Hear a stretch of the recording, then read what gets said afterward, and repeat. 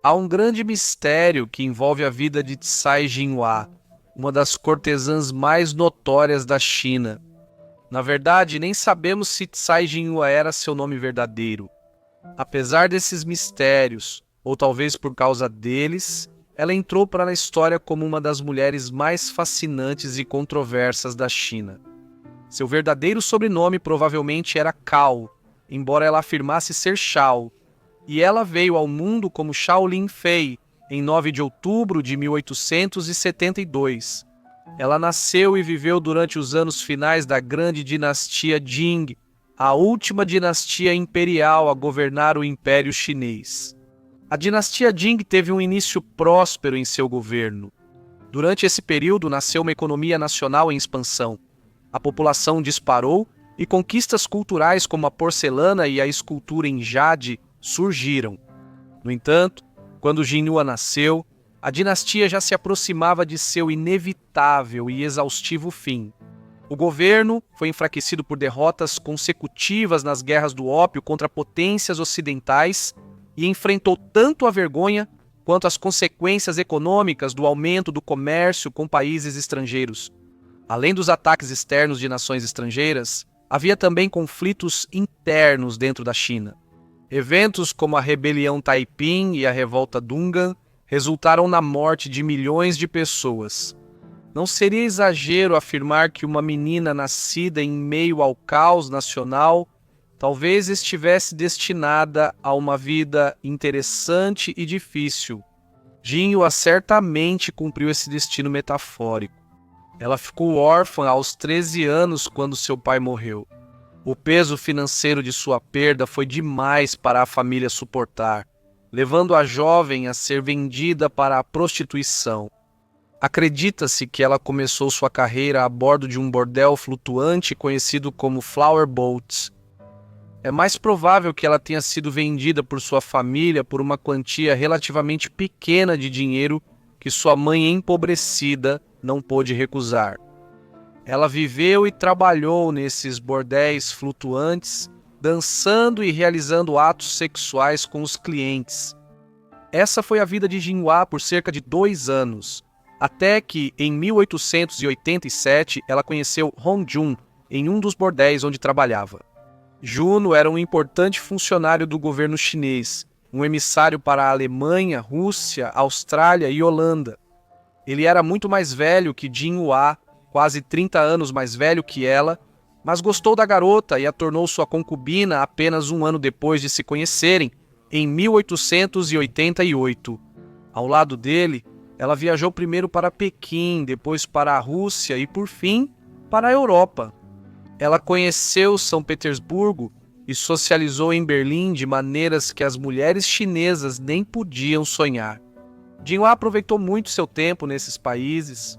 Ela aprendeu um pouco de alemão e fez amizade com homens poderosos de grande influência. Ela era uma presença encantadora, conquistando quase todos que conhecia.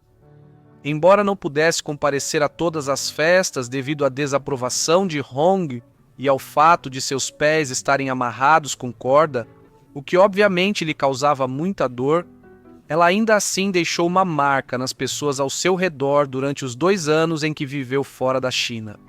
Jinhua socializou com importantes personalidades estrangeiras, como o imperador alemão Guilherme II, a imperatriz Vitória e Otto von Bismarck. No entanto, foi o relacionamento que ela formou com Alfred von Waldersee que acabaria se tornando o mais importante para ela mais tarde na vida. Após o fim da viagem, a família de Hong Jin, incluindo Cai Jinhua, se estabeleceu em Pequim. Foi lá, em 1890, que Jinhua deu à luz sua primeira e única filha, uma garotinha chamada Daeguan. Não se sabe muito sobre Daeguan, mas podemos supor que ela era muito amada. Bem, Jinhua fez tudo o que pôde para sustentar a menina. Apenas 3 anos depois, Hong Jun morreu em meados dos seus 50 anos. Jinhua, que ainda era uma mulher jovem, e a filha deles, Daeguan, caminharam atrás do caixão dele durante o funeral. Após a perda de Jun, Jinhua se viu novamente sem dinheiro. A família dele não via necessidade de continuar sustentando a concubina de um homem morto e a filha que eles tiveram juntos. Após a perda de Hongjun, parecia que Jinhua não tinha escolha e voltou ao que conhecia: a prostituição e o trabalho em bordéis. Diferente dos seus primeiros anos nessa profissão, mais de uma década antes, agora ela era uma mulher adulta, com experiência e histórias interessantes sobre lugares distantes para entreter os homens que frequentavam os bordéis. Não demorou muito para que ela se tornasse incrivelmente popular, praticamente uma celebridade local. Seu negócio prosperou em Xangai e depois em Tianjin, antes de ela se mudar novamente para Pequim, onde já havia morado com Hongjun. Seu trabalho foi tão bem sucedido que ela decidiu ir além, eventualmente fundando a Tropa Flor Dourada, alguns anos depois de voltar à prostituição. A tropa era um grupo de cortesãs que apresentava espetáculos para os clientes locais. Um ponto de virada tanto na vida dela quanto na história da China aconteceu em 1900 na forma da Rebelião dos Boxers. A Rebelião dos Boxers foi um movimento anti-imperialista e anticristão que ocorreu no norte da China. Além das crenças anti-imperialistas e anticristãs, os Boxers, ou a Milícia Unida pela Retidão, também eram fortemente contrários à ideia de influência estrangeira na China. Esse ressentimento veio do número crescente de missionários cristãos que viajaram para a China ao longo dos anos, especialmente durante a Guerra Sino-Japonesa em 1895. A violência vinha se formando há anos em todo o império, mas foi na virada do século que os chamados Boxers marcharam sobre Pequim, resultando em um cerco. Isso deixou milhares de cristãos chineses e estrangeiros presos e em perigo. O cerco levou à intervenção da Aliança das Oito Nações, que era composta pelos Estados Unidos, Rússia, França, Grã-Bretanha, Alemanha, Itália, Japão e Áustria-Hungria na rebelião.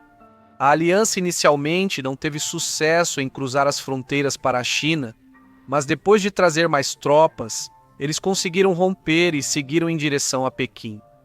Foi um período violento e sangrento, mas eventualmente o cerco foi aliviado e aqueles suspeitos de serem boxers ou simplesmente de simpatizarem com eles foram executados.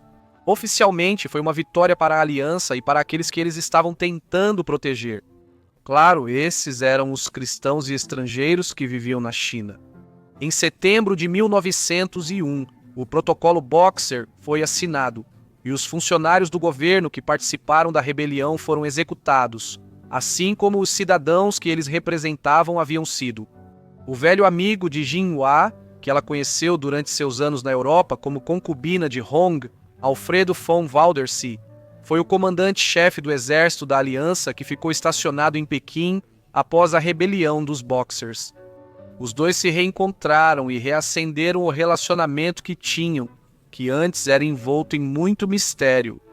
Nunca saberemos ao certo se era estritamente platônico ou de natureza sexual, mas isso não impediu muitos de especularem. Seja qual for o relacionamento deles, sabemos que ela o influenciou muito.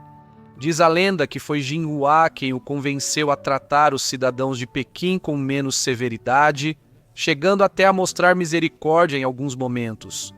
Com o passar dos anos, Jinhua se casou 2 vezes, primeiro com Huang, um engenheiro ferroviário, e depois com Wei Saizhong, ex-chefe do Departamento de Assuntos Civis da província de Jiangxi.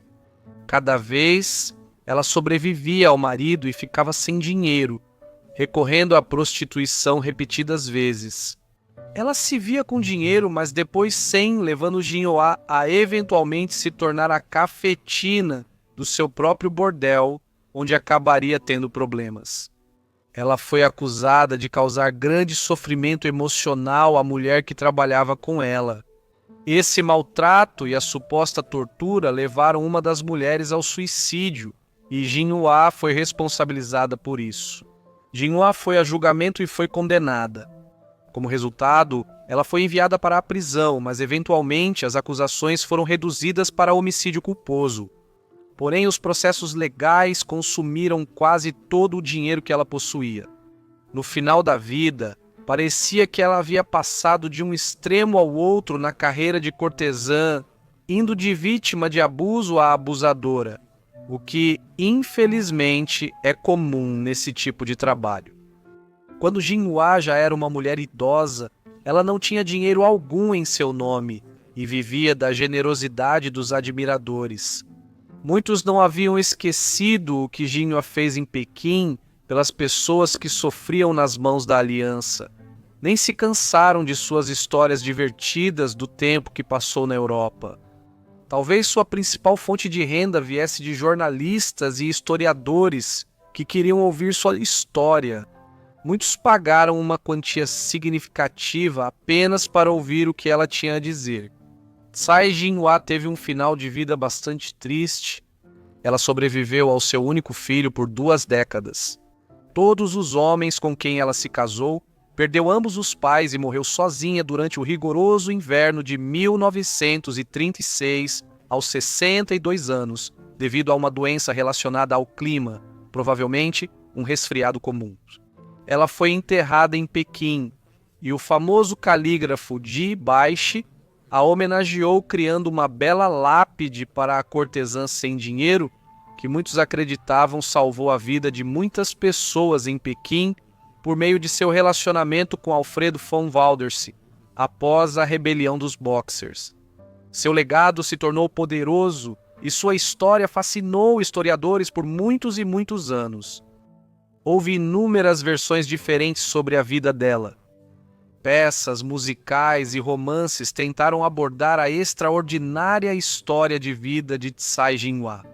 O autor Wang Jianshu escreveu sobre Tsai Jinhua que, independentemente de o papel de Tsai Jinhua nas relações exteriores da China ter sido exagerado e apesar das controvérsias em torno de sua conduta e relacionamentos, ela viveu uma vida difícil e espetacular que lhe garantiu um lugar na história moderna da China. Obrigado por assistirem ao vídeo sobre Tsai Jinhua, espero que tenham gostado. Se gostou, deixe um like, comente e inscreva-se se for novo. Ative as notificações para receber todos os vídeos assim que forem lançados. Além disso, se você tiver alguma sugestão, por favor deixe um comentário aqui embaixo ou me envie um e-mail que está no link na descrição abaixo. Enfim, isso é tudo por hoje, então vejo todos vocês no próximo Vidas Esquecidas. Obrigado!